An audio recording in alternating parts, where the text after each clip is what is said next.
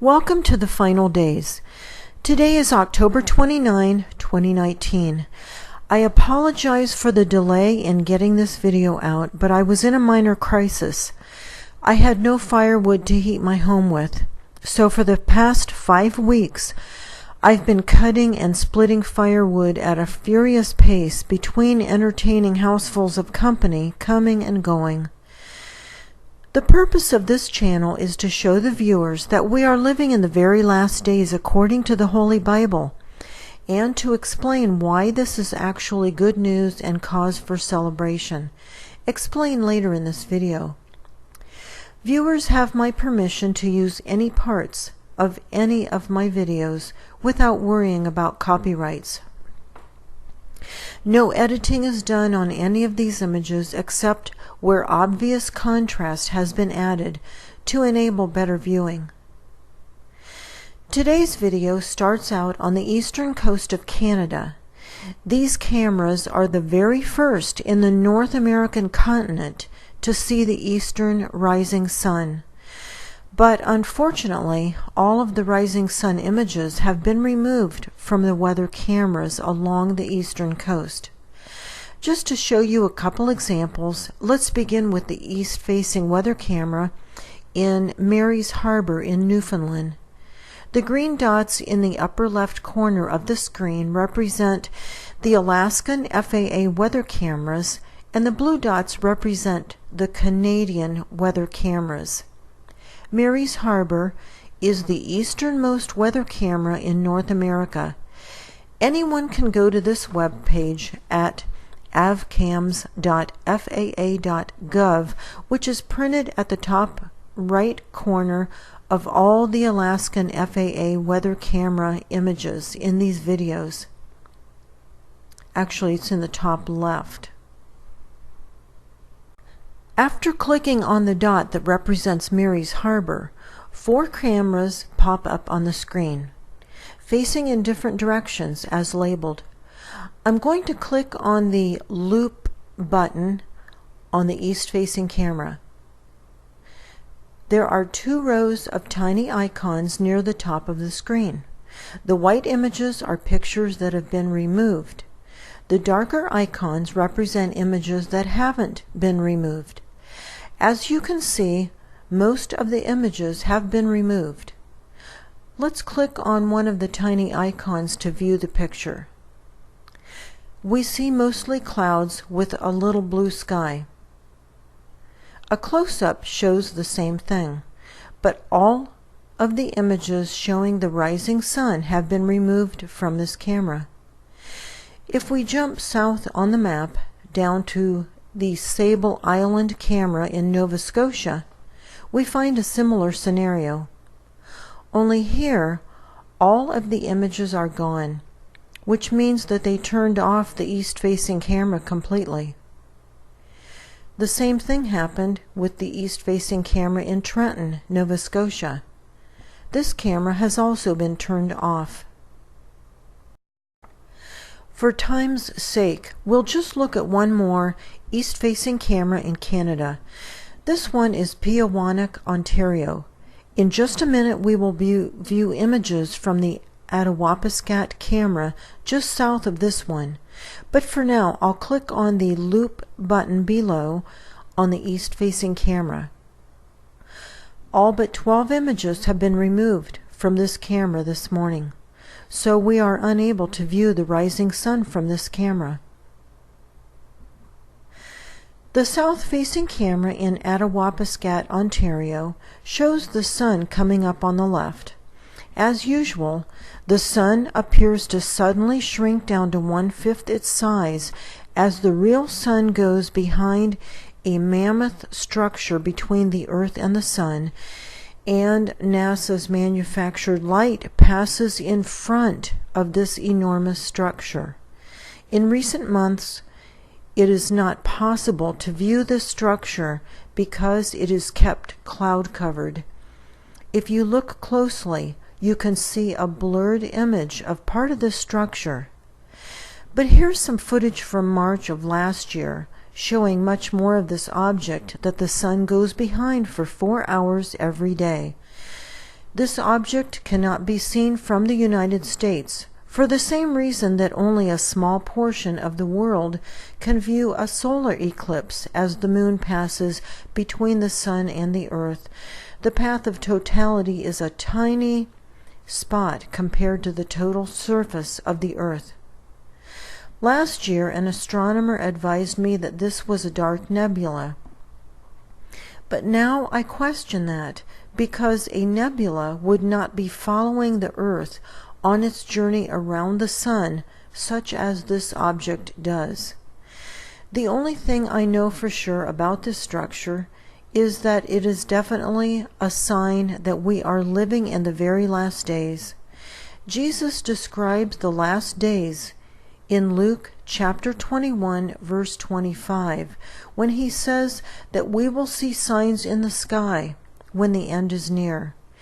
As Christians, we are commanded to watch for these signs and wonders, signaling the end of the age, so that we are not ignorant of the very late hour in which we are living, and so that we can be spiritually prepared for what lies ahead and help others become spiritually prepared.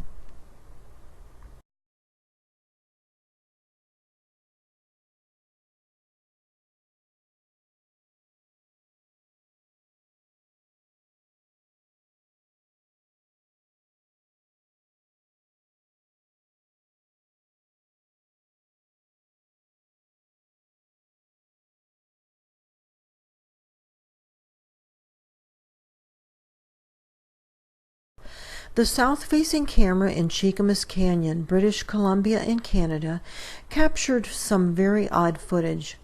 Something is shining behind the mountain. But 10 minutes later, another object appears to be rising on the left. This one is the real sun. Several images from this footage have been removed. As we move through this footage, we actually see 3 separate objects. Technology is in place to blur and fade these celestial objects from view. But I still wondered if one or more of these could possibly be a screen smudge. So I dug through last year's images and I found the same thing. However, it was earlier in the year, March 2018, so the sun is further to the left. However, in this footage from March of last year, we see the same 3 objects converging, then separating into 3 separate shining celestial orbs. If this is a screen smudge, it will appear in the same place week after week, month after month, because it's on the lens or the housing. Notice how this large celestial object simply becomes blurred, then fades away from view.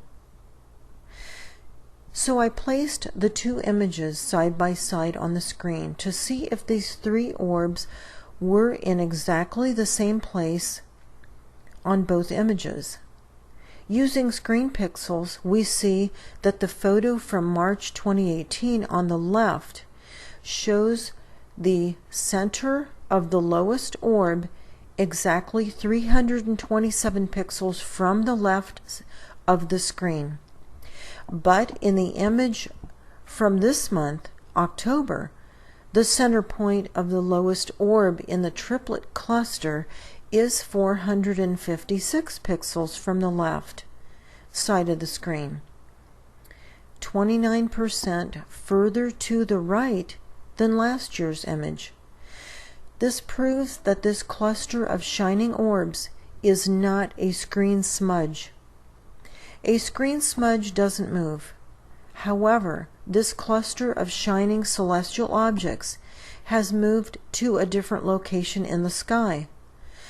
Untold trillions have been spent to hide an inbound planetary system from the unknowing masses. In a minute, we will be viewing more of this technology, which has likely arrived with the assistance of fallen angels, the demonic realm, since they've been here much longer than we have and they are smarter than we are. The enemies of Christ do not want you to know how close to the end we are. The enemies of Christ do not want you to turn your life over to Jesus while you still have time. Information is at the end of this video instructing you on how to accept Christ into your life.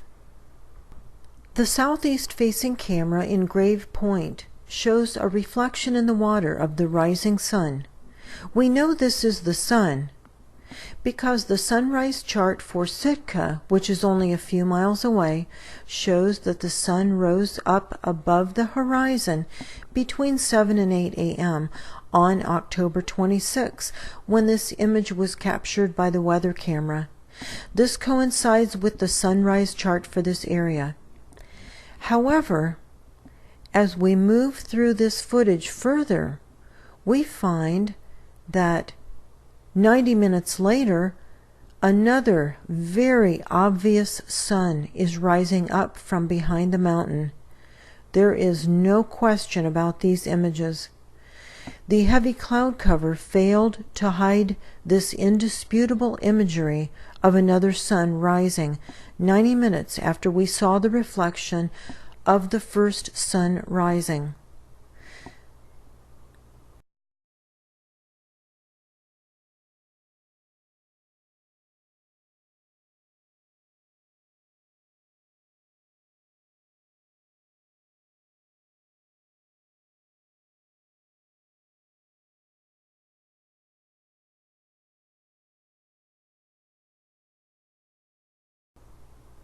The southwest-facing camera in North Slope, Alaska, shows a celestial object well hidden in the atmospheric chemicals.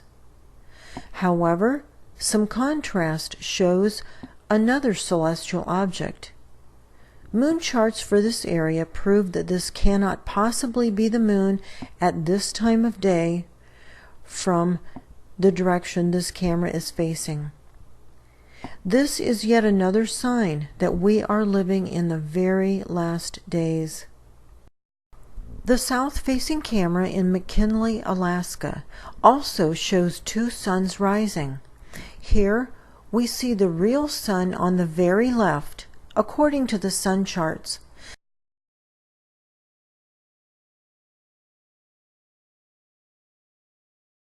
Then, a couple hours later, another obvious sun is rising up from behind the mountains, but more to the center of the picture. There is no question that this is some type of sun casting shadows on the landscape and lighting up the sky. Once again, the cloud cover failed to hide the second sun.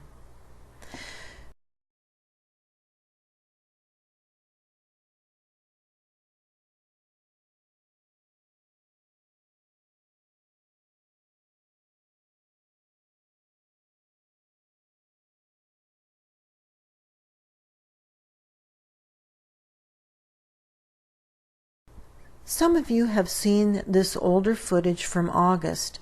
This was captured by the southeast-facing camera in Yukon River Bridge, Alaska. Remember that lens flares of the sun don't rotate. This celestial object has an obvious rotation, as you can see. It is impossible for this to be a lens flare of the sun.